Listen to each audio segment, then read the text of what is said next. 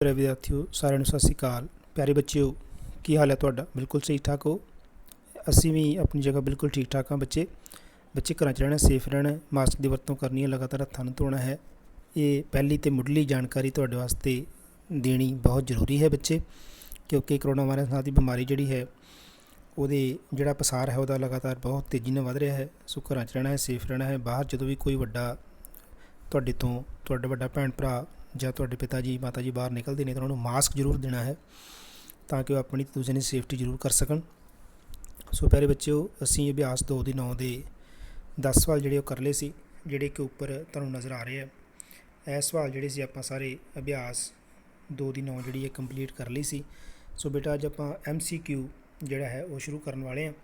ਇਹ MCQ ਕੀ ਹੁੰਦਾ ਬੇਟਾ? ਤੁਹਾਨੂੰ ਸਾਰਿਆਂ ਨੂੰ ਜਾਣਕਾਰੀ ਹੈ ਇਸ ਦੀ ਕਿ ਮਲਟੀ ਚੋਇਸ ਕੁਐਸਚਨਸ ਕਹਿੰਦੇ ਆਪਾਂ ਇਹਨਾਂ ਨੂੰ, ਜਿਹੜਾ ਵਿਸਥਾਰ 'ਚ ਕਹਿੰਦੇ ਆ, ਸ਼ਾਰਟ ਫਾਰਮ ਇਹਦੀ MCQ ਹੁੰਦੀ ਹੈ। ਸੋ ਮਲਟੀ ਚੋਇਸ ਕੁਐਸਚਨ ਜਿਹੜੇ ਨੇ ਅੱਜ ਆਪਾਂ ਉਹ ਕਰਨ ਜਾ ਰਹੇ ਹਾਂ। ਕਿਉਂਕਿ ਵੀਡੀਓ ਥੋੜ੍ਹਾ ਜਿਹਾ ਲੰਬਾ ਹੋਏਗਾ, ਘਬਰਾਉਣ ਦੀ ਲੋੜ ਨਹੀਂ ਹੈ, ਕਿਉਂਕਿ ਜਦੋਂ ਆਪਾਂ ਕੋਈ ਕੰਮ ਕਰਨਾ ਹੋਵੇ, ਵਰਕ ਕਰਨਾ ਹੋਵੇ, ਤਾਂ ਆਪਾਂ ਸਥਿਰਤਾ ਨਾਲ, ਦ੍ਰਿੜਤਾ ਨਾਲ ਬੈਠ ਕੇ ਕਰਦੇ ਹਾਂ। ਸੋ ਇਕਾਂਤ 'ਚ ਹੋ ਕੇ ਬੈਠ ਜਾਓ। ਆਪਣਾ MCQ ਤੁਹਾਡੀਆਂ ਬੁੱਕਸ ਦੇ ਉੱਪਰ ਹੈ, ਉਹ ਤੁਸੀਂ ਕੱਢ ਲਓ। ਇਹ ਪੇਜ ਨੰਬਰ ਹੈ ਤੁਹਾਡਾ ਜਿਹੜਾ ਤੁਹਾਡੇ ਸਾਹਮਣੇ ਨਜ਼ਰ ਆ ਰਿਹਾ ਹੈ, ਮੇਰੇ ਕੋਲ 70 ਹੈ। 70 ਨੰਬਰ ਪੇਜ ਜਿਹੜਾ ਹੈ ਇਹ ਤੁਸੀਂ ਕੱਢ ਲੈਣਾ ਹੈ। 70 ਨੰਬਰ ਪੇਜ ਦੇ ਉੱਪਰ ਆਪਾਂ ਸਵਾਲ ਨੰਬਰ 1 ਜਿਹੜਾ ਸ਼ੁਰੂ ਕਰਨ ਜਾ ਰਹੇ ਹਾਂ। ਸਾਰੇ ਅਧਿਆਪਕ ਸਾਥੀ ਜਿਹੜੇ ਜੁੜੇ ਨੇ ਉਹਨਾਂ ਦਾ ਸਵਾਗਤ ਕਰਦਾ ਹੋਇਆ, ਕਿਉਂਕਿ ਵੀਡੀਓ ਲੰਬੇਰਾ ਹੋਣ ਵਾਲਾ ਹੈ, ਮੈਂ ਟੂ ਦੀ ਪੁਆਇੰਟ ਫਟਾਫਟ ਆਪਣੇ ਵੀਡੀਓ ਉੱਪਰ ਆਵਾਂਗਾ। ਸੋ ਕਿਰਪਾ ਕਰਕੇ ਇਸ ਨੂੰ ਸ਼ੇਅਰ ਜ਼ਰੂਰ ਕਰਨਾ ਆਪਣੇ ਸੈਂਟਰ ਔਰ ਬਲਾਕ ਗਰੁੱਪ ਦੇ ਵਿੱਚ, ਤਾਂ ਕਿ ਬੱਚਿਆਂ ਨੂੰ ਇਹ ਜਿਹੜਾ ਟੈਸਟ ਹੈ ਇਹ ਪੋਸਟ ਟੈਸਟ ਕਾਫੀ ਮਦਦ ਕਰੇਗਾ। ਕਿਉਂਕਿ ਜਿਹੜੇ ਸਵਾਲ ਇੱਥੇ ਹੱਲ ਹੋ ਜਾਣਗੇ, ਜਿਹੜੇ ਇੱਥੇ ਸਮਝ 'ਚ ਆ ਜਾਣਗੇ ਬੱਚਿਆਂ ਨੂੰ, ਉਸਦਾ ਅਸਰ ਜਿਹੜਾ ਹੈ ਬੜਾ ਦੇਰ ਪਾ ਰਹੇਗਾ। ਕਿਉਂਕਿ ਬੱਚਾ ਜਦੋਂ ਟੈਸਟ ਕਰੇਗਾ ਤਾਂ ਇਹ ਸਵਾਲ ਉਸ ਦੀ ਮਦਦ ਕਰਨਗੇ। ਇਹ ਵਿਧੀਆਂ, ਇਹ ਢੰਗ ਜਿਹੜੇ ਮੈਂ ਦੱਸਣ ਜਾ ਰਿਹਾ ਹਾਂ, ਇਹ ਬੱਚੇ ਦੀ ਕਾਫੀ ਮਦਦ ਕਰ ਸਕਣਗੇ। ਸੋ ਪਿਆਰੇ ਵਿਦਿਆਰਥੀਓ, ਸ਼ੁਰੂ ਕਰਦੇ ਹਾਂ। ਸਭ ਤੋਂ ਪਹਿਲਾਂ ਜਿਹੜਾ ਹੈ ਉਹ ਸਵਾਲ ਹੈ ਸਾਡੇ ਕੋਲ 573 ਨੂੰ ਆਪਾਂ 227 ਵਿੱਚ ਜੋੜਨਾ ਹੈ। ਸੋ ਤੁਹਾਨੂੰ ਪਤਾ ਹੀ ਹੈ, ਜੋੜ ਤੁਹਾਡੇ ਵਾਸਤੇ ਔਖਾ ਨਹੀਂ। ਚੌਥੀ ਕਲਾਸ ਦੇ ਵਿਦਿਆਰਥੀ ਹੋ ਤੁਸੀਂ ਇਸ ਨੂੰ ਜੋੜ ਕਰੋ। ਮੈਂ ਵੀ ਤੁਹਾਡੇ ਨਾਲ ਜੋੜ ਕਰਦਾ ਹਾਂ।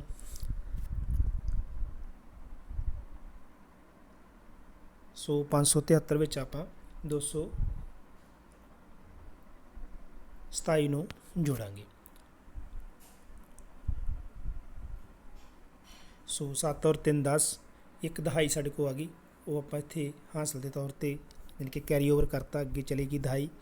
7 2 और 2 9 और एक दहाई हो गया 1 सैकड़ा। सो 1 सैकड़े का पूरा आप इधर लै गए और 5 7 1 8। यदा मतलब साढ़े को आंसर कितना होना चाहिए है 800। सो यदा आंसर आप टिक करांगे 800। सो आप इत्थे टिक कर देंगे 800। इस तो अगला है कि 336 ਵਿੱਚ ਕੀ ਜੋੜੀਏ ਕਿ ਸਾਡੇ को 868 ਪ੍ਰਾਪਤ ਹੋ ਜਾਵੇ।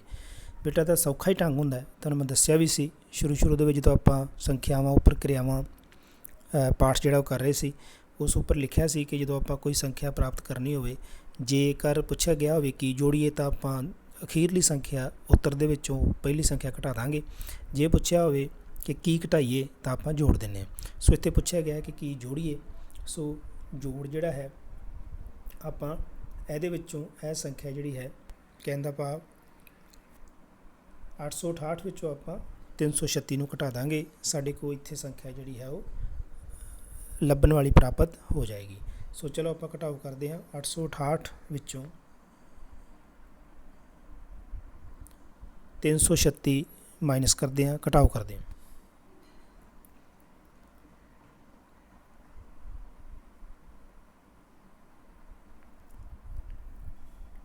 सो साडा उत्तर आ गया 532। सो देखते हैं 532 कित्थे है। ए रहा 532। सो दूसरे का आंसर कितना आ जाएगा 532। सवाल नंबर 3,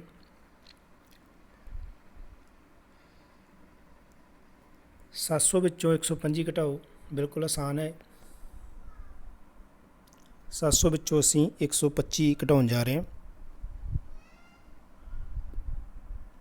ਹੁਣ ਆਪਾਂ ਜਦੋਂ ਹਾਸਲ ਲੈਣਾ ਹੁੰਦਾ ਬੇਟਾ, ਕੈਰੀ ਓਵਰ ਲੈਣਾ ਹੁੰਦਾ। ਸੋ ਇਹ ਆਪਾਂ ਕਿਉਂਕਿ ਜ਼ੀਰੋਆਂ ਨੇ ਦੋਵੇਂ ਦਹਾਈ ਵਾਲੇ ਸਥਾਨ 'ਤੇ ਵੀ 0 ਹੈ, ਇਕਾਈ ਵਾਲੇ ਸਥਾਨ 'ਤੇ ਵੀ 0 ਹੈ। ਸੋ ਆਪਾਂ 7 ਕੋਲੋਂ ਪਹਿਲਾਂ ਜਿਹੜਾ ਹੈ ਉਹ ਇੱਥੇ ਇੱਕ ਕੈਰੀ ਲਵਾਂਗੇ, ਬਣ ਗਿਆ 10। ਇੱਕ ਦਹਾਈ ਆ ਗਈ, ਇੱਕ ਦਹਾਈ ਕੋ ਅੱਗੇ ਆਪਾਂ ਪੂਰੀ ਦੀ ਪੂਰੀ ਦਹਾਈ ਇੱਥੇ ਦੇ ਦਾਂਗੇ। ਇੱਥੇ ਕਿੰਨੇ ਰਹਿ ਜਾਣਗੇ, ਜਿਹੜਾ ਹੈ 10 ਬਣ ਜਾਣਗੇ। 10 ਚੋਂ 5 ਬਾਕੀ ਆਪਾਂ ਘਟਾਵਾਂਗੇ, 5 ਆ ਜਾਏਗਾ। ਇੱਥੇ ਹੁਣ 9 ਦਹਾਈਆਂ ਰਹਿ ਗਈਆਂ, 9 ਦਹਾਈਆਂ 2 ਦਹਾਈਆਂ ਘਟਾਈਆਂ ਤੇ 7 ਰਹਿ ਗਈਆਂ। ਔਰ 6 ਸੈਂਕੜਿਆਂ ਚੋਂ, ਕਿਉਂਕਿ ਇੱਥੇ ਆਪਾਂ ਹੱਸ ਲਿਆ ਸੀ 6 ਰਹਿ ਗਏ ਸੀ, 6 ਸੈਂਕੜਿਆਂ ਚੋਂ 1 ਸੈਂਕੜਾ ਘਟਾ ਦਾਂਗੇ ਤੇ 5 ਸੈਂਕੜੇ ਆ ਜਾਣਗੇ। ਸੋ ਸਾਡੇ ਕੋਲ ਉੱਤਰ ਕਿੰਨਾ ਆ ਗਿਆ, 575। ਔਰ ਇਹ ਹੈ 575 ਤੁਸੀਂ ਲਗਾ ਸਕਦੇ ਹੋ। ਸਵਾਲ ਨੰਬਰ 4, 800 ਵਿੱਚੋਂ ਕੀ ਘਟਾਓ ਕਰੀਏ ਕਿ 602 ਆ ਜਾਵੇ। ਠੀਕ ਹੈ। ਸੋ ਜਦੋਂ ਆਪਾਂ ਘਟਾਓ ਦੀ ਗੱਲ ਕੀਤੀ ਗਈ ਹੈ ਤੇ ਸਾਡੇ ਕੋਲ 602 ਹੋਣਾ ਚਾਹੀਦਾ ਹੈ। ਆਪਾਂ ਕੀ ਕਰਾਂਗੇ, ਆਪਾਂ 602 ਇਹ ਆਪਾਂ ਘਟਾਵਾਂਗੇ ਕਿਹਦੇ ਵਿੱਚੋਂ, ਪਹਿਲੀ ਸੰਖਿਆ ਵਿੱਚੋਂ ਸਾਨੂੰ ਦਿੱਤੀ ਹੋਈ ਸੰਖਿਆ ਪ੍ਰਾਪਤ ਜਿਹੜੀ ਹੈ ਹੋ ਜਾਏਗੀ। ਸੋ ਚਲੋ ਟਰਾਈ ਕਰਦੇ ਹਾਂ। 801, ਦੂਸਰੀ ਸੰਖਿਆ 602, ਆਪਾਂ ਇਹ 'ਚੋਂ ਘਟਾ ਦੇਵਾਂਗੇ। ਸੋ ਇੱਥੇ ਆਪਾਂ ਲਵਾਂਗੇ 1 ਸੈਂਕੜਾ, 1 ਸੈਂਕੜੇ 'ਚੋਂ ਆਪਾਂ ਇੱਧਰ ਲਵਾਂਗੇ 1 ਦਹਾਈ ਤੇ 11 ਦਹਾਈਆਂ ਬਣ ਗਈਆਂ, 11 ਇਕਾਈਆਂ ਸੌਰੀ ਬਣ ਗਈਆਂ। 11 ਇਕਾਈਆਂ 'ਚੋਂ ਆਪਾਂ 2 ਇਕਾਈਆਂ ਘਟਾ ਦਈਏ ਤੇ 9 ਇਕਾਈਆਂ ਬਾਕੀ ਬਚਦੀਆਂ ਨੇ। ਠੀਕ ਹੈ। ਇੱਥੇ 9 ਦਹਾਈਆਂ ਬਚ ਗਈਆਂ, 9 ਦੀਆਂ 9 ਦਹਾਈਆਂ ਆ ਗਈਆਂ। ਠੀਕ ਹੈ। ਔਰ ਇੱਥੇ 7 ਬਚਿਆ ਸੀ ਕਿਉਂਕਿ ਆਪਾਂ ਇੱਕ ਸੈਂਕੜਾ ਜਿਹੜਾ ਦਹਾਈ 'ਚ ਖੜਿਆ ਸੀ। ਠੀਕ ਹੈ। 10 ਯਾਨੀ ਕਿ ਆਪਾਂ ਜਿਹੜੇ ਦਹਾਈਆਂ 10 ਦਹਾਈਆਂ ਜਿਹੜੀਆਂ ਨੇ 1 ਸੈਂਕੜੇ ਦੇ ਬਰਾਬਰ ਹੁੰਦੀਆਂ ਨੇ, ਉਹ ਆਪਾਂ ਅੱਗੇ ਖੜੀਆਂ ਸੀ। ਇੱਥੇ 7 ਰਹਿ ਗਿਆ ਸੀ। ਸੋ 7 ਵਿੱਚੋਂ 6 ਤੇ 1 ਹੁੰਦਾ ਹੈ। ਇਹਦਾ ਮਤਲਬ ਸਾਡੇ ਕੋਲ ਸੰਖਿਆ ਕਿਹੜੀ ਹੈਗੀ, 199। ਸਾਨੂੰ ਇਹ ਤਾਂ ਪਤਾ ਲੱਗ ਗਿਆ ਕਿ ਸਾਡੇ ਕੋਲ ਜਿਹੜੀ ਸੰਖਿਆ ਹੈ ਉਹ 199 ਹੀ ਆਏਗੀ ਬੱਚਿਓ। ਲੇਕਿਨ ਆਪਾਂ ਇਹ ਵੀ ਪਤਾ ਕਰਨਾ ਹੈ ਕਿ ਕੀ ਸਾਡਾ ਉੱਤਰ ਸਹੀ ਹੈ। ਆਪਾਂ 801 ਵਿੱਚੋਂ 199 ਘਟਾ ਕੇ ਦੇਖਾਂਗੇ ਕੀ ਸਾਡੇ ਕੋਲ 602 ਆਉਂਦਾ ਹੈ। ਸੋ ਚਲੋ ਕਰਦੇ ਹਾਂ। ਇਹ ਸਾਨੂੰ ਪਤਾ ਲੱਗ ਗਿਆ ਕਿ ਆਨਸਰ ਸਾਡਾ 199 ਹੈ। ਆਪਾਂ ਚੈੱਕ ਕਰਨ ਲੱਗੇ ਹਾਂ।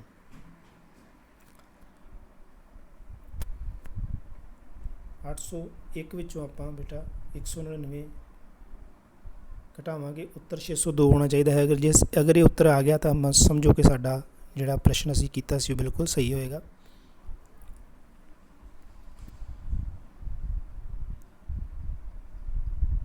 ਸੋ ਸਾਡਾ 602 ਆ ਗਿਆ ਹੈ। ਤੁਸੀਂ ਘਟਾਓ ਕਰਕੇ ਦੇਖ ਲਓ।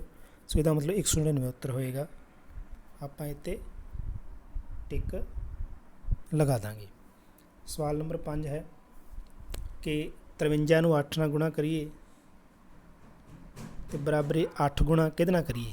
ਇਹ ਬੇਟਾ ਆਪਾਂ ਗੁਣਾ ਦੇ ਸਵਾਲਾਂ ਦੇ ਵਿੱਚ ਕੀਤਾ ਸੀ ਕਿ ਕਿਸੇ ਵੀ ਰਕਮ ਨੂੰ ਅਗਰ ਮੰਨ ਲਓ ਆਪਾਂ ਛੋਟੀ ਰਕਮ ਲੈਂਦੇ ਹਾਂ, 3 ਗੁਣਾ 2 ਹੈ ਤਾਂ ਇਹਦੇ ਬਰਾਬਰ ਕਿੰਨਾ ਹੁੰਦਾ ਹੈ, 2 ਗੁਣਾ 3।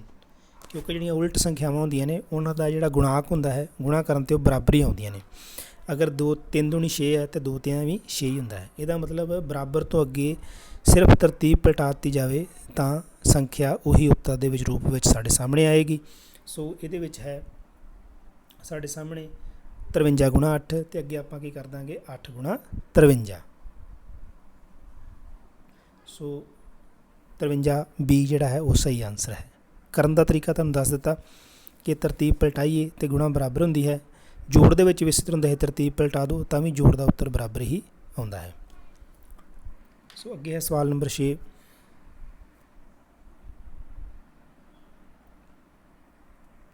ਸੱਤ ਸੌ 16 ਨੂੰ ਕਿਹਦੇ ਨਾਲ ਗੁਣਾ ਕਰੀਏ ਕਿ ਸਾਡੇ ਕੋਲ 716 ਆ ਜਾਏ। ਬੇਟਾ ਇੱਥੇ ਸਾਰੇ ਬੱਚੇ ਕਨਫਿਊਜ਼ ਹੋ ਜਾਂਦੇ ਹੈ। ਬਹੁਤੇ ਬੱਚੇ 0 ਨਾਲ ਗੁਣਾ ਕਰ ਦਿੰਦੇ ਹੈ ਅਤੇ ਸਾਨੂੰ ਪਤਾ ਹੈ ਕਿ ਗੁਣਾ ਦੇ ਵਿੱਚ ਕਿਸੇ ਵੀ ਸੰਖਿਆ ਨੂੰ 0 ਨਾਲ ਗੁਣਾ ਕਰ ਦਿਓ ਜਾਂ 0 ਨੂੰ ਕਿਸੇ ਵੀ ਸੰਖਿਆ ਨਾਲ ਗੁਣਾ ਕਰ ਦਿਓ, ਉੱਤਰ 0 ਹੋ ਜਾਂਦਾ ਹੈ। ਇਸ ਕਰਕੇ 0 ਤੋਂ ਬਚਣਾ ਹੈ ਜਦੋਂ ਆਪਾਂ ਸੇਮ ਉੱਤਰ ਲੈਣਾ ਹੈ। ਠੀਕ ਹੈ। ਤਾਂ ਆਪਾਂ ਕੀ ਕਰਾਂਗੇ 716 ਨੂੰ ਗੁਣਾ 1 ਨਾਲ ਕਰਾਂਗੇ, ਕਿਉਂਕਿ ਆਪਾਂ 1 ਨਾਲ ਜਦੋਂ ਗੁਣਾ ਕਰਾਂਗੇ ਤਾਂ ਉੱਤਰ 716 ਹੀ ਆ ਜਾਏਗਾ। ਸੋ ਇਹਦਾ ਸਹੀ ਉੱਤਰ ਕੀ ਹੋਏਗਾ 1। ਤੁਸੀਂ 1 'ਤੇ ਸਹੀ ਲਗਾ ਸਕਦੇ ਹੋ। ਇਸ ਤੋਂ ਅੱਗੇ ਹੈ ਹੁਣ ਦੇਖੋ ਜਿਹੜਾ ਮੈਂ ਪਹਿਲਾਂ ਗੱਲ ਕੀਤੀ ਹੈ ਇਹ ਸਵਾਲ ਵੀ ਆ ਗਿਆ ਸਵਾਲ ਨੰਬਰ 7 573 ਨੂੰ ਆਪਾਂ 0 ਨਾਲ ਗੁਣਾ ਕਰਾਂਗੇ। ਤੇ ਹੁਣ ਦੱਸੋ ਬੱਚਿਓ ਕਿੰਨਾ ਉੱਤਰ ਆਏਗਾ? 0। ਹੁਣ ਪਤਾ ਲੱਗਾ ਨਾ। ਹੁਣ ਆਪਾਂ ਇੱਥੇ ਕੀ ਉੱਤਰ ਆਏਗਾ? 0। ਤਾਂ ਆਪਾਂ 0 'ਤੇ ਟਿਕ ਕਰ ਦਾਂਗੇ।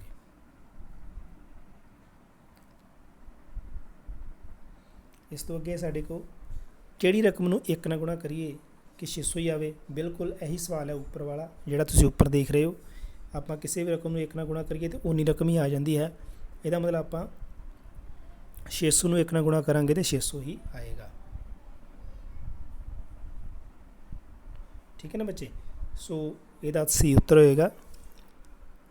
ਨਵਾਂ ਸਵਾਲ ਹੈ 7 ਨੂੰ 1000 ਨਾਲ ਗੁਣਾ ਕਰੀਏ ਤਾਂ ਕਿੰਨਾ ਆ ਜਾਏਗਾ? 7 1 7 ਅਤੇ ਅੱਗੇ 3 ਜ਼ੀਰੋ ਲੱਗ ਜਾਣਗੀਆਂ 7000।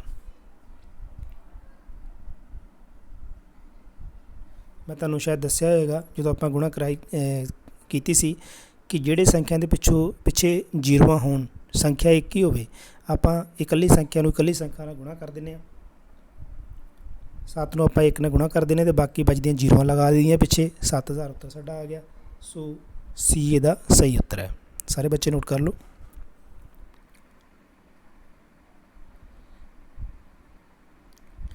ਇਹ ਸਵਾਲ ਬੇਟਾ ਤੁਸੀਂ ਆਪਣੇ ਬੁੱਕ ਦੇ ਉੱਪਰ ਜਿਹੜੀ MCQ ਬਣੀ ਹੈ, ਜਿਸ ਤਰ੍ਹਾਂ ਮੈਂ ਕਰ ਰਿਹਾ ਹਾਂ ਇਸ ਤਰ੍ਹਾਂ ਸੋਹਣਾ ਉਹਦੇ ਉੱਪਰ ਕਰਨਾ ਹੈ ਪੈਨਸਲਾਂ ਦੇ ਨਾਲ। ਕੋਈ ਬੱਚਾ ਇਹ ਨਾ ਸਮਝੇ ਕਿ ਵੈਸੇ ਪ੍ਰੈਕਟਿਸ ਵਾਸਤੇ ਕਰਾਇਆ ਜਾ ਰਿਹਾ ਹੈ, ਅਭਿਆਸ ਕਰਾਈ ਜਾ ਰਹੀ ਹੈ, ਦੁਹਰਾਈ ਕਰਾਈ ਜਾ ਰਹੀ ਹੈ। ਬਿਲਕੁਲ ਸਹੀ ਹੈ, ਪਰ ਨਾਲ ਦੀ ਨਾਲ ਬੱਚੇ ਤੁਸੀਂ ਜਿਹੜਾ ਹੈ ਇਹਨਾਂ ਨੂੰ ਆਪਣੀਆਂ ਬੁੱਕਸ ਦੇ ਉੱਪਰ ਗਣਿਤ ਦੀ ਦੁਨੀਆ ਪੁਸਤਕ ਜਿਹੜੀ ਹੈ ਪੇਜ ਨੰਬਰ ਤੁਹਾਨੂੰ ਦੱਸਿਆ ਹੈ, ਇਸ ਪੇਜ ਨੰਬਰ ਦੇ ਉੱਤੇ ਤੁਸੀਂ ਇਹ ਨਾਲ ਮੇਰੇ ਕਰਨਾ ਹੈ। ਅੱਗੇ ਸਵਾਲ ਨੰਬਰ 10 ਹੈ ਬੇਟਾ 53 ਨੂੰ 30 ਨਾਲ ਗੁਣਾ ਕਰੀਏ ਉੱਤਰ ਕਿੰਨਾ ਆਉਂਦਾ ਹੈ? ਜਿਸ ਤਰ੍ਹਾਂ ਮੈਂ ਤੁਹਾਨੂੰ ਤਰੀਕਾ ਦੱਸਿਆ ਸੀ ਕਿ 53 ਨੂੰ ਆਪਾਂ ਸਿਰਫ ਇਕੱਲੇ ਯੂਨਿਟ ਨਾਲ ਗੁਣਾ ਕਰ ਲੈਣਾ, ਅੱਗੇ 0 ਹੋਵੇ। ਮੰਨ ਲਓ ਇਹਦੇ ਨਾਲ ਅਗਲੇ ਬੰਨੇ ਜਿਹੜੀ ਹੈ ਉਹ 0 ਹੈ ਨਾ। 30 ਦੇ ਅਗਲੇ ਬੰਨੇ 0 ਹੈ ਨਾ, ਅਤੇ 3 ਨਾਲ ਗੁਣਾ ਕਰਾਂਗੇ 0 ਉਸੇ ਤਰ੍ਹਾਂ ਹੀ ਲਿਖ ਦਾਂਗੇ। 53 ਨੂੰ ਹੁਣ ਆਪਾਂ ਸਿਰਫ 3 ਨਾਲ ਹੀ ਗੁਣਾ ਕਰਾਂਗੇ। 0 ਆਪਾਂ ਉਸੇ ਤਰ੍ਹਾਂ ਲਿਖ ਦਿੱਤੀ ਕਿਉਂਕਿ ਜਿੰਨੇ 0 ਲਿਖ ਲਈਆਂ। ਸੋ 53 ਨੂੰ ਆਪਾਂ ਜਦੋਂ 3 ਨਾਲ ਗੁਣਾ ਕਰਾਂਗੇ ਤਾਂ ਸਾਡੇ ਕੋਲ ਕਿੰਨਾ ਆ ਜਾਏਗਾ?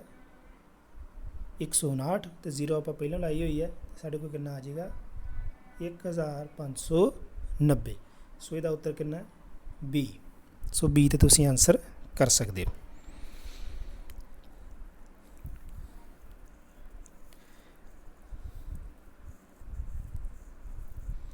ਅਗਲਾ ਹੈ ਬੱਚੇ ਸਾਡੇ ਕੋਲ ਸਵਾਲ ਨੰਬਰ 11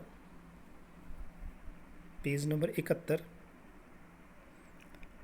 128 ਨੂੰ 16 ਨਾਲ ਤਕਸੀਮ ਕਰਨਾ ਬੇਟਾ। ਚਲੋ ਤਕਸੀਮ ਤਾਂ ਕਰਨੀ ਪਏਗੀ, ਕੋਈ ਸਿੱਧਾ ਸਵਾਲ ਇਹ ਭਾਗ ਦਾ ਹੀ ਹੈ, ਤਕਸੀਮ ਦਾ ਹੀ ਹੈ। ਭਾਗ ਆਪਾਂ ਕਰਾਂਗੇ 128 ਨੂੰ 16 ਨਾਲ।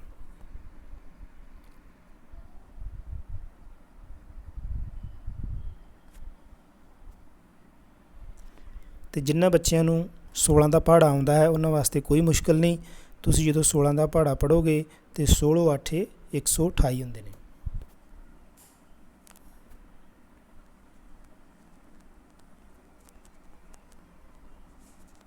ਠੀਕ ਹੈ। ਸੋ ਉੱਤਰ ਸਾਡਾ ਕਿੰਨਾ ਆ ਜਾਏਗਾ? 8। ਇਹ ਰਿਹਾ ਉੱਤਰ, ਤੁਸੀਂ ਟਿਕ ਕਰ ਸਕਦੇ ਹੋ। ਅੱਗੇ ਸਵਾਲ ਨੰਬਰ 12 126 ਭਾਗ 14 ਬਰਾਬਰੀ 9 ਵਿੱਚ ਕਿਹੜਾ ਭਾਜਕ ਹੈ? ਤੁਹਾਨੂੰ ਬੇਟਾ ਬੜੇ ਵਿਸਥਾਰ ਨਾਲ ਇਹ ਚੀਜ਼ ਦੱਸੀ ਸੀ। ਅਸੀਂ ਭਾਗ ਕਰਦੇ ਹਾਂ ਉਹਦੇ ਵਿੱਚ ਕਿਹੜਾ ਭਾਜਕ ਹੁੰਦਾ ਹੈ, ਕਿਹੜਾ ਭਾਜ ਹੁੰਦਾ ਹੈ, ਕਿਹੜਾ ਭਾਗਫਲ ਹੁੰਦਾ ਹੈ ਅਤੇ ਕਿਹੜਾ ਬਾਕੀ ਹੁੰਦਾ ਹੈ। 4 ਚੀਜ਼ਾਂ ਹੁੰਦੀਆਂ ਨੇ। ਇੱਕ ਵਾਰ ਫਿਰ ਮੈਂ ਤੁਹਾਨੂੰ ਇੱਥੇ ਸਮਝਾਉਣ ਜਾ ਰਿਹਾ ਹਾਂ, ਧਿਆਨ ਨਾਲ ਦੇਖਿਓ।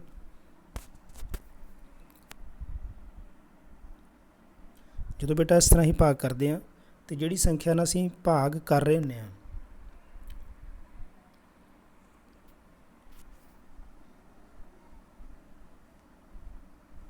ਉਹ ਭਾਜ ਹੁੰਦੀ ਹੈ, ਅਤੇ ਜਿਹੜੀ ਸੰਖਿਆ ਵਰਤ ਕੇ ਉਹਨੂੰ ਭਾਗ ਦੇ ਰਹੇ ਹਾਂ ਉਹ ਭਾਜਕ ਹੁੰਦੀ ਹੈ।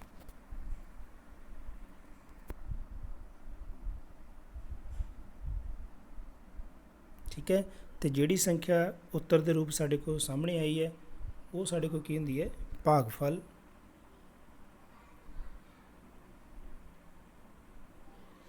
ਅਤੇ ਜਦੋਂ ਉੱਤਰ ਕਰਦੇ ਹਾਂ ਕੁਛ ਬਾਕੀ ਬਚ ਜਾਂਦਾ ਥੱਲੇ ਤਾਂ ਉਹ ਕੀ ਹੁੰਦਾ? ਉਹਨੂੰ ਕਹਿ ਦਿੰਦੇ ਹਾਂ ਬਾਕੀ। ਇਹ ਸਾਰੇ ਬੱਚਿਆਂ ਨੇ ਯਾਦ ਰੱਖਣਾ ਹੈ, ਲਿਖ ਕੇ ਵੀ ਰੱਖ ਸਕਦੇ ਹੋ। ਤੁਹਾਡੇ ਗਣਿਤ ਦੇ ਪੁਸਤਕ ਦੇ ਉੱਪਰ ਅਭਿਆਸ 2 ਦੀ 9 ਤੋਂ ਉੱਪਰ 2 ਦੀ 8 ਹੈ, ਉਸ ਦੇ ਉੱਪਰ ਵੀ ਅੰਕਿਤ ਹੈ, ਤੁਸੀਂ ਦੇਖ ਸਕਦੇ ਹੋ। ਸਮਝਾਇਆ ਗਿਆ ਜਦੋਂ ਅਸੀਂ ਪੜਤਾਲ ਕੀਤੀ ਸੀ ਬੇਟਾ, ਤੁਹਾਨੂੰ ਯਾਦ ਹੋਏਗਾ ਉਸ ਪੜਤਾਲ ਦੇ ਵਿੱਚ ਆਪਾਂ ਇਹ ਸਾਰਾ ਕੁਝ ਕੀਤਾ ਸੀ ਕਿ ਅਸੀਂ ਜਿਹੜਾ ਹੈ ਪੜਤਾਲ ਦੇ ਵਿੱਚ ਜਿਹੜਾ ਹੈ ਭਾਗਫਲ ਨੂੰ ਭਾਜਕ ਨਾਲ ਜਦੋਂ ਅਸੀਂ ਗੁਣਾ ਕਰਦੇ ਹਾਂ ਤਾਂ ਸਾਡੇ ਕੋਲ ਭਾਜ ਸੰਖਿਆ ਜਿਹੜੀ ਆ ਉਹ ਪ੍ਰਾਪਤ ਹੁੰਦੀ ਸੀ। ਠੀਕ ਹੈ ਨਾ, ਤੁਹਾਨੂੰ ਯਾਦ ਹੋਏਗਾ ਜਦੋਂ ਅਸੀਂ ਪੜਤਾਲ ਸਿੱਖੀ ਸੀ। ਸੋ ਇੱਥੇ ਹੁਣ ਆਪਾਂ ਸਵਾਲ ਕਰਦੇ ਹਾਂ ਕਿ 126 ਭਾਗ 14 ਬਰਾਬਰ 9 ਵਿੱਚ ਕਿਹੜਾ ਭਾਜਕ ਹੈ। ਤਾਂ ਭਾਜਕ ਸਾਨੂੰ ਪਤਾ ਲੱਗ ਗਿਆ ਜਿਹਦੇ ਨਾਲ ਅਸੀਂ ਜਿਹੜੀ ਸੰਖਿਆ ਨਾਲ ਅਸੀਂ ਭਾਗ ਕਰਦੇ ਹਾਂ, ਠੀਕ ਹੈ, ਉਹ ਸਾਡੇ ਕੋਲ ਭਾਜਕ ਹੁੰਦਾ ਹੈ। ਅਤੇ ਭਾਜਕ ਇੱਥੇ ਕਿਹੜਾ ਹੋਏਗਾ, ਕਿਹੜੀ ਸੰਖਿਆ ਨਾਲ ਭਾਗ ਕਰ ਰਹੇ ਹਾਂ, 14 ਨਾਲ। ਸੋ ਉੱਤਰ ਕਿੰਨਾ ਆ ਜਾਏਗਾ, 14। ਇਸ ਤੋਂ ਅਗਲਾ ਹੈ 15 ਗੁਣਾ 12 ਜਮ੍ਹਾਂ 18। ਪਹਿਲੋਂ ਅਸੀਂ 15 ਨੂੰ ਬੇਟਾ ਇੱਥੇ 12 ਨਾਲ ਭਾਗ ਕਰਾਂਗੇ, ਫਿਰ ਉਹਦੇ ਵਿੱਚ ਕਿੰਨਾ ਜੋੜ ਦਾਂਗੇ, 8 ਜੋੜ ਦਾਂਗੇ।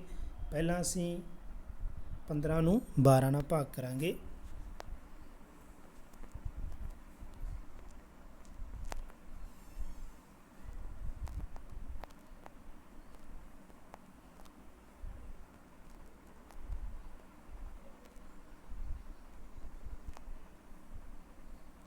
ਸਾਡੇ ਕੋਲ ਪ੍ਰਾਪਤ ਹੋ ਗਿਆ 180।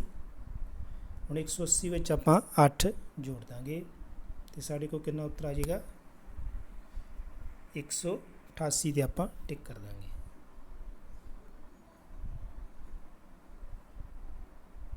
ਠੀਕ ਹੈ ਬੱਚੇ, ਲੱਗੀ ਸਮਝ। ਇਸ ਤਰ੍ਹਾਂ ਦਾ ਸਵਾਲ ਆ ਜਾਏ ਤਾਂ ਇਸ ਤਰ੍ਹਾਂ ਕਰਨਾ ਹੈ, ਪਹਿਲਾਂ ਗੁਣਾ ਕਰਨੀ ਹੈ ਫਿਰ ਜੋੜ ਕਰਨਾ ਹੈ।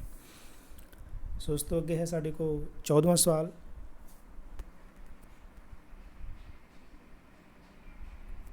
1509 ਨੂੰ ਆਪਾਂ 1 ਨਾਲ ਭਾਗ ਕੀਤਾ। ਕਹਿਣ ਦਾ ਭਾਵ ਕਿ ਸਾਡੇ ਕੋਲ 100 ਚੀਜ਼ਾਂ ਨੇ, ਮੰਨ ਲਓ ਸਾਡੇ ਕੋਲ 100 ਚੀਜ਼ਾਂ ਨੇ, ਆਪਾਂ ਇੱਕ ਬੰਦੇ ਨੂੰ ਹੀ ਦੇ ਦਿੱਤੀਆਂ। ਵੰਡਣ ਦਾ ਭਾਗ ਵੰਡਤੀਆਂ, ਇੱਕ ਬੰਦੇ 'ਚ ਆਪਾਂ ਵੰਡ ਦਾਂਗੇ ਅਤੇ ਉਸ ਇੱਕ ਬੰਦੇ ਨੂੰ ਕਿੰਨੀ ਚੀਜ਼ਾਂ ਜਾਣਗੀਆਂ, 100 ਹੀ ਜਾਣਗੀਆਂ, ਕਿਉਂਕਿ ਆਪਾਂ ਇੱਕ ਬੰਦੇ 'ਚ ਹੀ ਵੰਡ ਰਹੇ ਹਾਂ, ਇੱਕ ਬੱਚੇ 'ਚ ਹੀ ਵੰਡ ਰਹੇ ਹਾਂ, ਇੱਕ ਪਰਸਨ ਨੂੰ ਵੰਡ ਰਹੇ ਹਾਂ, ਤਾਂ ਉਨੀ ਹੀ ਸੰਖਿਆ ਸਾਡੇ ਕੋਲ ਆ ਜਾਏਗੀ ਜਿੰਨੀ ਸੰਖਿਆ ਆਪਾਂ ਸਵਾਲ ਦੇ ਵਿੱਚ ਹੈ। ਕਹਿਣ ਦਾ ਭਾਵ ਕਿ ਇੱਕ ਨੂੰ ਆਪਾਂ ਸਾਰੀਆਂ ਸੰਖਿਆਵਾਂ ਵੰਡ ਰਹੇ ਹਾਂ, ਇਹਦਾ ਮਤਲਬ ਉੱਤਰ ਕਿੰਨਾ ਆ ਜਾਏਗਾ, ਸਾਡੇ ਕੋਲ 1509 ਹੀ ਆ ਜਾਏਗਾ, 1509 ਹੀ ਆ ਜਾਏਗਾ।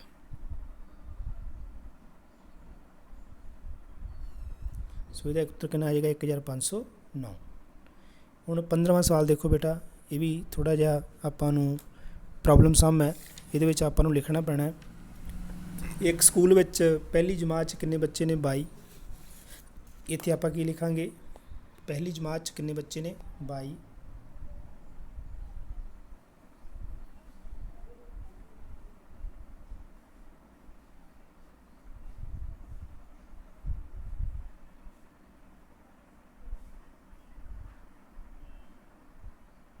है ना। फिर उसने किया दूजी जमात विच 25।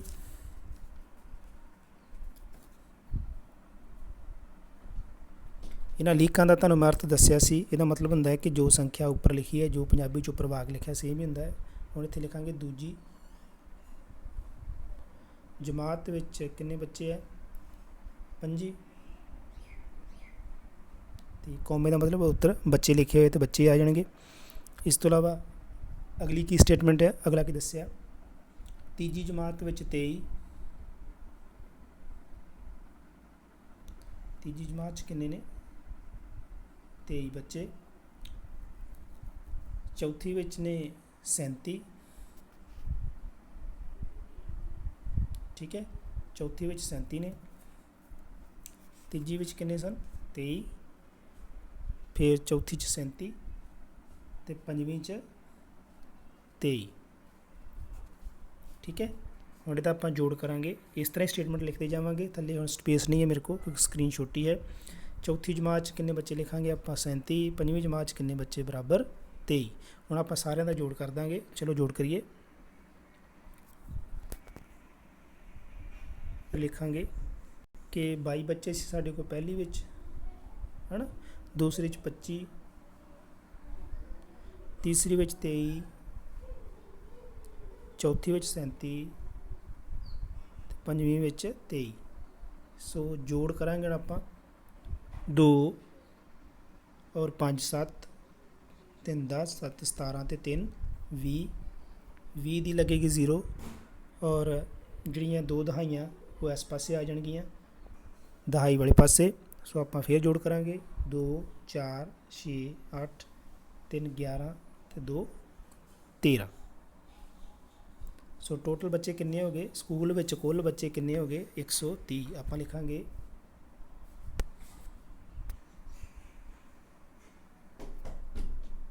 ਸਕੂਲ ਵਿੱਚ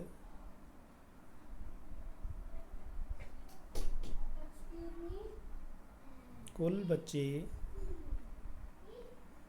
130। ਸੋ ਆਨਸਰ ਸਾਡਾ ਕੀ ਆ ਗਿਆ 130। ਆਪਾਂ ਇੱਥੇ ਟਿਕ ਕਰ ਦਾਂਗੇ। ਸਵਾਲ ਨੰਬਰ 16 ਦੇਖਦੇ ਹਾਂ ਬੇਟਾ। ਅਗਲਾ ਸਵਾਲ ਬੇਟਾ ਸਾਡੇ ਕੋਲ ਪੁੱਛਿਆ ਗਿਆ ਹੈ ਕਿ 779 ਵਿੱਚ ਕੀ ਜੋੜੀਏ ਕਿ ਇਹ 4 ਅੰਕਾਂ ਦੀ ਛੋਟੀ ਤੋਂ ਛੋਟੀ ਸੰਖਿਆ ਬਣ ਜਾਵੇ। ਸਾਨੂੰ ਸਭ ਤੋਂ ਪਹਿਲਾਂ ਬੱਚੇ ਇਹਦੇ ਵਿੱਚ ਪਤਾ ਹੋਣਾ ਚਾਹੀਦਾ ਹੈ ਕਿ 4 ਅੰਕਾਂ ਦੀ ਛੋਟੀ ਤੋਂ ਛੋਟੀ ਸੰਖਿਆ ਕੀ ਹੁੰਦੀ ਹੈ। ਉਹ ਹੁੰਦੀ ਹੈ 1 0 0 0 1000। 1000 4 ਅੰਕਾਂ ਦੀ ਛੋਟੀ ਤੋਂ ਛੋਟੀ ਸੰਖਿਆ ਹੋ ਗਈ। ਹੁਣ ਉਹ ਕਹਿ ਰਿਹਾ ਹੈ ਕਿ 779 ਵਿੱਚ ਕੀ ਜੋੜੀਏ। 779 ਸਾਡੇ ਕੋਲ ਹੈਗੇ ਹੈ, ਇਹਦੇ ਵਿੱਚ ਕੀ ਜੋੜਨਾ ਹੈ ਤਾਂ ਤੁਹਾਨੂੰ ਮੈਂ ਦੱਸਿਆ ਹੈ ਜਦੋਂ ਕੀ ਜੋੜੀਏ ਪੁੱਛਿਆ ਗਿਆ ਹੋਵੇ ਤਾਂ ਆਪਾਂ ਪਤਾ ਸੰਖਿਆ ਜਿਹੜੀ ਹੈ ਜਿਹੜਾ ਉੱਤਰ ਹੈ ਉਹਦੇ ਵਿੱਚੋਂ ਆਪਾਂ ਜਿਹੜੀ ਪਹਿਲੀ ਸੰਖਿਆ ਜਿਹੜੀ ਦਿੱਤੀ ਹੈ 779 ਘਟਾ ਦਾਂਗੇ। ਹੁਣ ਅਸੀਂ ਪਤਾ ਕਰ ਲਿਆ ਕਿ 4 ਅੰਕਾਂ ਦੀ ਜਿਹੜੀ ਛੋਟੀ ਛੋਟੀ ਸੰਖਿਆ 1000 ਹੁੰਦੀ ਹੈ। ਆਪਾਂ 1000 ਚੋਂ ਕਿੰਨੇ ਘਟਾਵਾਂਗੇ ਹੁਣ 779 ਘਟਾ ਦਾਂਗੇ ਅਤੇ ਸਾਡੇ ਕੋਲ ਜਿਹੜੀ ਪ੍ਰਾਪਤ ਸੰਖਿਆ ਆ ਜਾਏਗੀ। ਜਦੋਂ ਆਪਾਂ ਜੋੜਾਂਗੇ ਤਾਂ 4 ਅੰਕਾਂ ਦੀ ਛੋਟੀ ਤੋਂ ਛੋਟੀ ਸੰਖਿਆ ਜਿਹੜੀ ਉਹ ਬਣ ਜਾਏਗੀ। ਸੋ ਆਪਾਂ ਘਟਾਈਏ।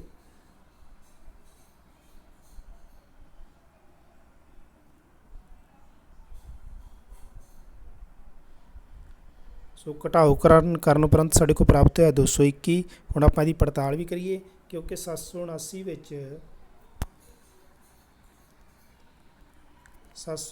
ਵਿੱਚ ਆਪਾਂ ਕਿੰਨੇ ਜੋੜਨੇ ਨੇ 221। ਹੁਣ ਅਗਰ ਇਹ 4 ਅੰਕਾਂ ਦੀ ਛੋਟੀ ਤੋਂ ਛੋਟੀ ਸੰਖਿਆ ਬਣ ਜਾਂਦੀ ਹੈ ਇਹਦਾ ਮਤਲਬ ਉੱਤਰ ਸਾਡਾ ਸਹੀ ਹੈ।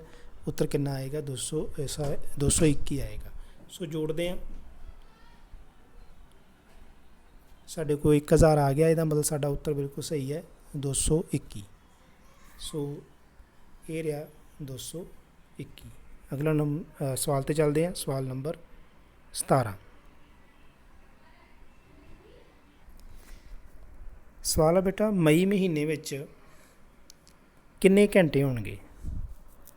ਬੇਟਾ ਸਭ ਤੋਂ ਪਹਿਲਾਂ ਇਹ ਪਤਾ ਹੋਣਾ ਚਾਹੀਦਾ ਸਾਨੂੰ ਇਹਦੇ ਵਿੱਚ ਕਿ ਇੱਕ ਦਿਨ ਵਿੱਚ ਕਿੰਨੇ ਘੰਟੇ ਹੁੰਦੇ ਨੇ। ਇੱਕ ਦਿਨ 'ਚ 24 ਘੰਟੇ ਹੁੰਦੇ ਨੇ, ਸਾਨੂੰ ਸਾਰਿਆਂ ਨੂੰ ਪਤਾ ਹੈ।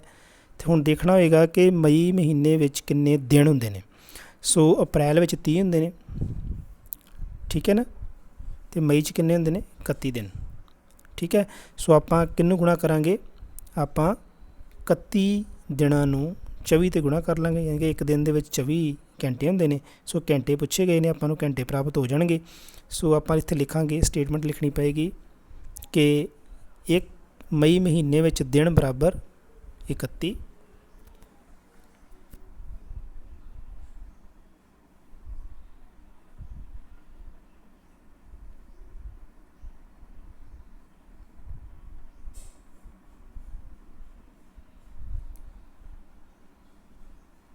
ਇੱਕ ਦਿਨ ਵਿੱਚ ਘੰਟੇ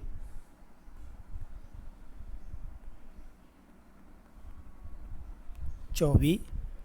ਸੋ 31 ਦਿਨਾਂ ਵਿੱਚ ਘੰਟੇ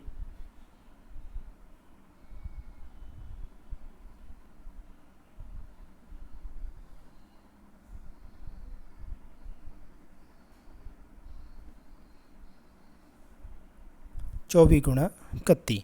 ਸੋ ਆਪਾਂ 24 ਨੂੰ 31 ਨਾਲ ਜਾਂ 31 ਨੂੰ 24 ਨਾਲ ਗੁਣਾ ਕਰ ਲਈਏ, ਇੱਕ ਗੱਲ ਹੀ ਹੈ। ਸੋ ਆਪਾਂ ਹੁਣ 31 ਨੂੰ 24 ਨਾਲ ਗੁਣਾ ਕਰਦੇ ਹਾਂ ਅਤੇ ਸਾਡੇ ਕੋਲ ਕੀ ਮਿਲਦਾ ਹੈ, ਆਓ ਦੇਖਦੇ ਹਾਂ।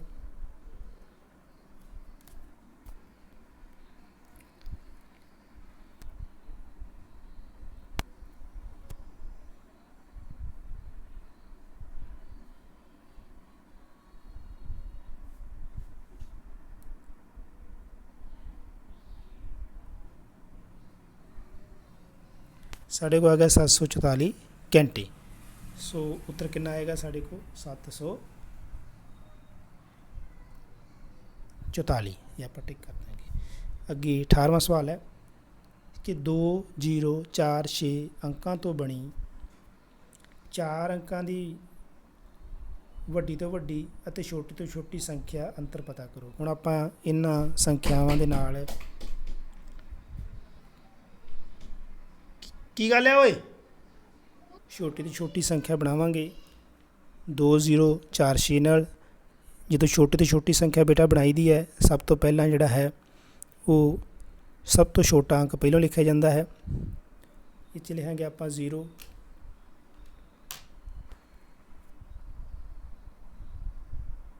ਫਿਰ ਲਿਖਾਂਗੇ 2, ਫਿਰ 4 ਅਤੇ 6। ਇਹ ਸੰਖਿਆ ਸਾਡੇ ਕੋਲ ਬਣ ਗਈ। ਉਸ ਤੋਂ ਬਾਅਦ ਬੇਟਾ ਅਸੀਂ ਵੱਡੀ ਤੋਂ ਵੱਡੀ ਸੰਖਿਆ ਬਣਾਵਾਂਗੇ। ਉਹਦੇ 'ਚ ਕੀ ਕਰਨਾ ਹੁੰਦਾ, ਸਭ ਤੋਂ ਵੱਡੀ ਸੰਖਿਆ ਪਹਿਲਾਂ, ਵੱਡਾ ਅੰਕ ਜਿਹੜਾ ਪਹਿਲਾਂ ਲਿਖਦੇ ਹਾਂ 6, ਫਿਰ ਉਸ ਤੋਂ ਛੋਟਾ, ਫਿਰ ਉਸ ਤੋਂ ਛੋਟਾ ਅਤੇ ਫਿਰ ਉਸ ਤੋਂ ਛੋਟਾ। 6400 ਵੀ ਵੱਡੀ ਸੰਖਿਆ ਬਣ ਗਈ ਔਰ 246 ਜਿਹੜੀ ਹੈ ਛੋਟੀ ਤੋਂ ਛੋਟੀ ਸੰਖਿਆ ਬਣ ਗਈ। ਹੁਣ ਉਹਨਾਂ ਪੁੱਛਿਆ ਕਿ ਇਹਨਾਂ ਦਾ ਅੰਤਰ ਪਤਾ ਕਰੋ। ਹੁਣ ਦੋਵਾਂ ਸੰਖਿਆ ਦਾ ਆਪੋ ਇਹਦੀ ਘਟਾਓ ਕਰ ਦੇਣੀ ਹੈ। ਵੱਡੀ ਸੰਖਿਆ ਉੱਪਰ ਰੱਖਾਂਗੇ ਔਰ ਛੋਟੀ ਸੰਖਿਆ ਜਿਹੜੀ ਹੈ ਉਹ ਥੱਲੇ ਰੱਖਾਂਗੇ ਅਤੇ ਘਟਾਓ ਕਰ ਦਾਂਗੇ। ਸੋ ਚਲੋ ਘਟਾਓ ਕਰਦੇ ਹਾਂ।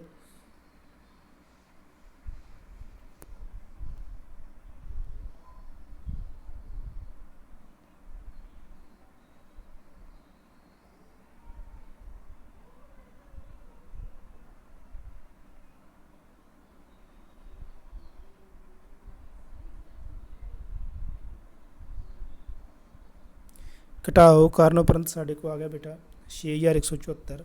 ਸੋ ਸਾਡਾ ਉੱਤਰ ਹੈ B। ਲੱਗ ਗਿਆ ਪਤਾ ਬੇਟਾ? ਵੀਡੀਓ ਨੂੰ ਪੌਜ਼ ਕਰਕੇ ਪਿੱਛੇ ਕਰਕੇ ਇਹ ਸਵਾਲ ਤੁਸੀਂ ਜਿਹੜੇ ਆ ਕਾਪੀਆਂ 'ਤੇ ਵੀ ਲਿਖਣੇ ਨੇ, ਜਿਹੜੇ ਆ ਪ੍ਰੋਬਲਮ ਸਮ ਹੈ ਸਟੇਟਮੈਂਟ ਵਾਲੇ, ਜਿਹਨੂੰ ਆਪਾਂ ਇਬਾਰਤੀ ਸਵਾਲ ਵੀ ਕਹਿੰਦੇ ਹਾਂ, ਤਾਂ ਕਿ ਤੁਹਾਨੂੰ ਚੰਗੀ ਤਰ੍ਹਾਂ ਸਮਝ ਲੱਗ ਕੇ ਬਾਅਦ 'ਚ ਤੁਸੀਂ ਵੇਖ ਸਕਦੇ ਹੋ, ਕਿਉਂਕਿ ਤੁਹਾਡਾ ਟੈਸਟ ਜਿਹੜੇ ਹੋਣਗੇ ਆਸਾਨ ਹੋ ਜਾਣਗੇ ਜਦੋਂ ਤੁਸੀਂ ਇਸ ਤਰ੍ਹਾਂ ਵੇਖ ਕੇ ਕਰੋਗੇ। ਠੀਕ ਹੈ। ਸੋ ਸਾਡੇ ਕੋਲ 19ਵਾਂ ਸਵਾਲ ਹੈ, 3 ਅੰਕਾਂ ਦੀ ਛੋਟੀ ਛੋਟੀ ਅਤੇ 2 ਅੰਕਾਂ ਦੀ ਵੱਡੀ ਤੋਂ ਵੱਡੀ ਸੰਖਿਆ ਦਾ ਗੁਣਨਫਲ ਦੱਸੋ। ਬੇਟਾ ਬਿਲਕੁਲ ਆਸਾਨ ਹੈ। ਸਭ ਤੋਂ ਪਹਿਲਾਂ 3 ਅੰਕਾਂ ਦੀ ਛੋਟੀ ਤੋਂ ਛੋਟੀ ਸੰਖਿਆ ਕਿਹੜੀ ਹੈ? ਸਾਨੂੰ ਪਤਾ ਹੈ ਕਿ 3 ਅੰਕਾਂ ਦੀ ਛੋਟੀ ਤੋਂ ਛੋਟੀ ਸੰਖਿਆ ਕੀ ਹੁੰਦੀ ਹੈ? 100 ਮਤਲਬ 100। ਠੀਕ ਹੈ। ਪਹਿਲਾਂ ਇਹ ਲਿਖਾਂਗੇ 3 ਅੰਕਾਂ ਦੀ ਛੋਟੀ ਤੋਂ ਛੋਟੀ ਸੰਖਿਆ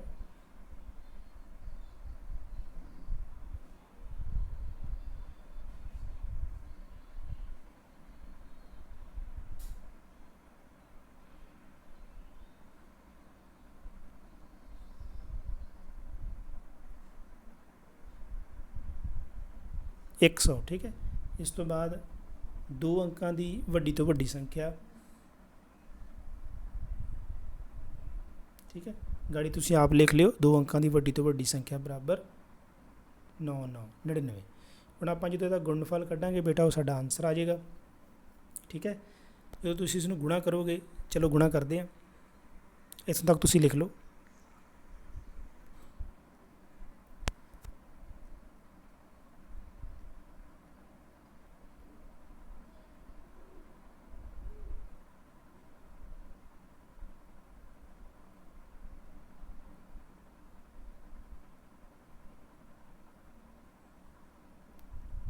ਸੋ ਸਾਡੇ ਕੋਲ ਉੱਤਰ ਆਇਆ 9900। ਠੀਕ ਹੈ।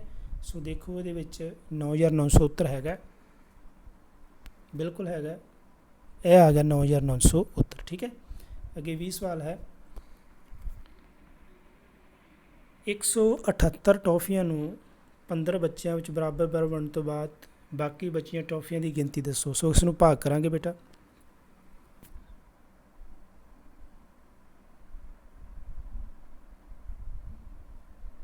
पंद्रह ਦੇ ਭਾਗ ਕਰਾਂਗੇ।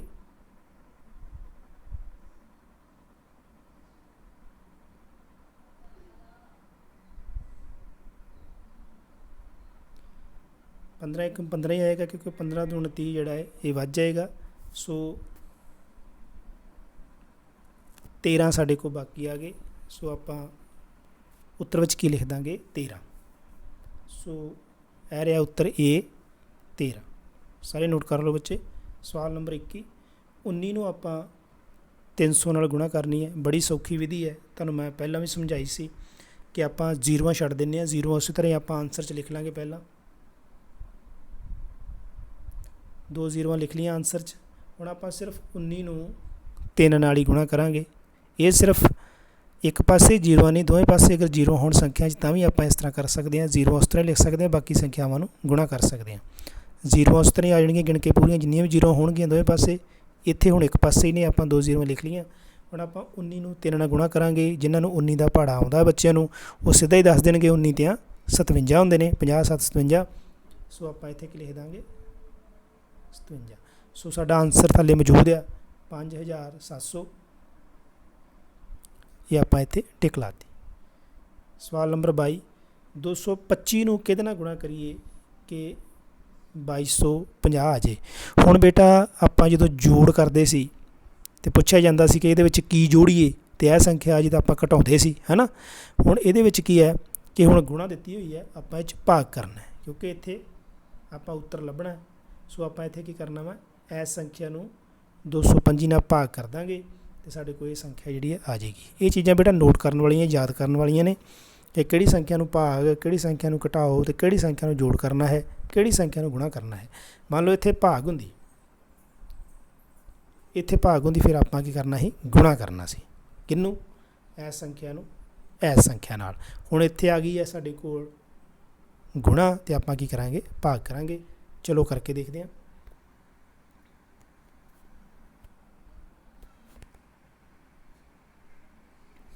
ਭਾਗ ਕਰਨ ਉਪਰੰਤ ਦੇਖਦੇ ਹਾਂ ਕੀ ਆਇਆ।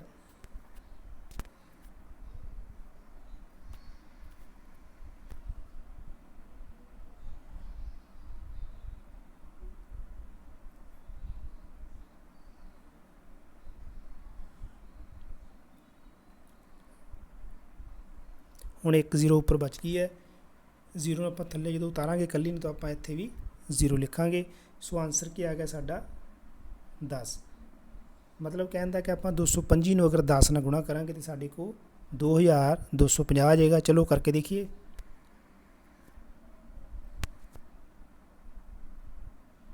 ਦੋ ਸੌ 25 ਨੂੰ ਉੱਤਰ ਕਿੰਨਾ ਆਇਆ ਸੀ 10। ਜਦੋਂ ਇਹਦੇ ਨਾਲ ਗੁਣਾ ਕਰਦੇ ਹਾਂ ਤਾਂ ਉੱਤਰ ਕਿੰਨਾ ਹੋਣਾ ਚਾਹੀਦਾ, 2250 ਹੋਣਾ ਚਾਹੀਦਾ। ਚਲੋ ਕਰਕੇ ਦੇਖੀਏ।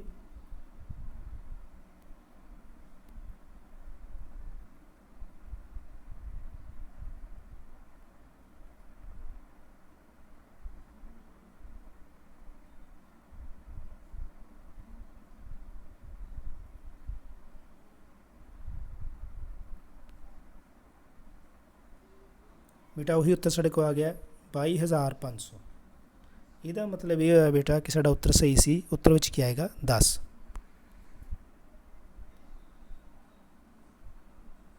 ਬੀ ਆਨਸਰ ਸਾਡਾ ਬਿਲਕੁਲ ਸਹੀ ਹੋਏਗਾ। ਸੋ ਬੇਟਾ ਇਹ MCQ ਜਿਹੜੀ ਹੈ ਜਿੰਨੀ ਮੈਂ ਤੁਹਾਨੂੰ ਕਰਵਾਈ ਹੈ ਪੂਰੀ ਹੋ ਗਈ ਹੈ। ਬੜੇ ਧਿਆਨ ਨਾਲ ਤੁਸੀਂ ਕੀਤੀ ਹੈ ਬੇਟਾ। ਸਾਰਿਆਂ ਨੇ ਬੁੱਕਸ ਉੱਪਰ ਕਰਨੀ ਹੈ ਸੋਹਣੀ ਸੋਹਣੀ ਕਰਕੇ, ਠੀਕ ਹੈ। ਔਰ ਅਗਰ ਇਸ 'ਚ ਮੁਸ਼ਕਲ ਆਉਂਦੀ ਹੈ, ਕੋਈ ਸਮਝ ਨਹੀਂ ਲੱਗਦਾ ਸਵਾਲ, ਤੁਸੀਂ ਮੈਨੂੰ ਫੋਟੋਸ ਸੈਂਡ ਕਰ ਸਕਦੇ ਹੋ, ਆਡੀਓ ਭੇਜ ਸਕਦੇ ਹੋ, ਜਿਸ ਤਰ੍ਹਾਂ ਮਰਜ਼ੀ ਮੈਨੂੰ ਸਮਝਾ ਸਕਦੇ ਹੋ। ਮੈਂ ਦੱਸਾਂਗਾ ਤੁਹਾਨੂੰ। ਆਪਣੇ ਅਧਿਆਪਕ ਸਾਥੀਆਂ ਨੂੰ ਵੀ ਪੁੱਛ ਸਕਦੇ ਹੋ, ਠੀਕ ਹੈ ਨਾ। ਜਿਹੜੇ ਤੁਹਾਡੇ ਮੈਮ ਨੇ ਜਾਂ ਸਰ ਜੀ ਨੇ ਉਹਨਾਂ ਨੂੰ ਤੁਸੀਂ ਪੁੱਛ ਸਕਦੇ ਹੋ। ਇਸ ਤੋਂ ਇਲਾਵਾ ਇਹਦੀ ਤਿਆਰੀ ਜਿਹੜੀ ਹੈ ਸਮਝੋ ਕਿ ਤੁਹਾਡੀ ਪਾਸ ਮੈਥ ਦੀ ਤਿਆਰੀ ਹੈ, ਕਿਉਂਕਿ ਜਦੋਂ ਟੈਸਟ ਹੈ ਪੰਜਾਬ ਅਚੀਵਮੈਂਟ ਸਰਵੇ ਜਿਹੜਾ ਹੋ ਰਿਹਾ ਹੈ ਉਸ ਤੋਂ ਅਕਤੂਬਰ ਨਵੰਬਰ 3 ਟੈਸਟ ਹੋਣੇ ਨੇ, ਮੌਕ ਟੈਸਟ। ਉਹਦੇ ਤਹਿਤ ਬੇਟਾ ਇਹ ਜਿਹੜਾ ਹੈ ਤੁਹਾਡਾ ਕਾਫੀ ਮਦਦ ਕਰੇਗਾ। ਸੋ ਅਧਿਆਪਕ ਸਾਥੀਆਂ ਨੂੰ ਬੇਨਤੀ ਹੈ ਕਿ ਵੀਡੀਓ ਕਾਫੀ ਲੰਬੀਰਾ ਹੈ, ਫਿਰ ਵੀ ਬੱਚਿਆਂ ਨਾਲ ਜ਼ਰੂਰ ਸ਼ੇਅਰ ਕਰਿਓ ਤਾਂ ਕਿ ਬੱਚੇ ਜਿਹੜੇ ਇਸ ਨੂੰ ਕਰਕੇ ਸਮਝ ਸਕਣ ਔਰ PAS ਦੀ ਤਿਆਰੀ ਜਿਹੜੀ ਹੈ ਨਾਲ ਕਰ ਸਕਣ। ਸੋ ਬੇਟਾ ਆਪਣਾ ਖਿਆਲ ਰੱਖੋ, ਧਿਆਨ ਰੱਖੋ, ਬਾਹਰ ਨਾ ਨਿਕਲੋ, ਮਾਸਕ ਦੀ ਵਰਤੋਂ ਕਰੋ, ਲਗਾਤਾਰ ਹੱਥਾਂ ਨੂੰ ਧੋਂਦੇ ਰਹੋ। ਇਹ ਜਿਹੜੀ MCQ ਹੈ ਬੇਟਾ ਧਿਆਨ ਨਾਲ 2-3 ਵਾਰੀ ਵੀਡੀਓ ਦੇਖ ਕੇ ਤੁਸੀਂ ਇਸ ਨੂੰ ਸਮਝ ਲਓ, ਇਸ ਨੂੰ ਕਰ ਲਓ ਤਾਂ ਤੁਹਾਡਾ ਮੈਥ ਦਾ ਜਿਹੜਾ PAS ਹੈ ਕੰਪਲੀਟ ਹੋ ਜਾਏਗਾ। ਸੋ ਨੈਕਸਟ ਵੀਡੀਓ 'ਚ ਬੇਟਾ ਫਿਰ ਮਿਲਦੇ ਹਾਂ। ਤੁਹਾਡਾ ਸਾਰਿਆਂ ਦਾ ਬਹੁਤ ਬਹੁਤ ਧੰਨਵਾਦ। ਸਾਰਿਆਂ ਨੂੰ ਸਤਿ ਸ਼੍ਰੀ ਅਕਾਲ।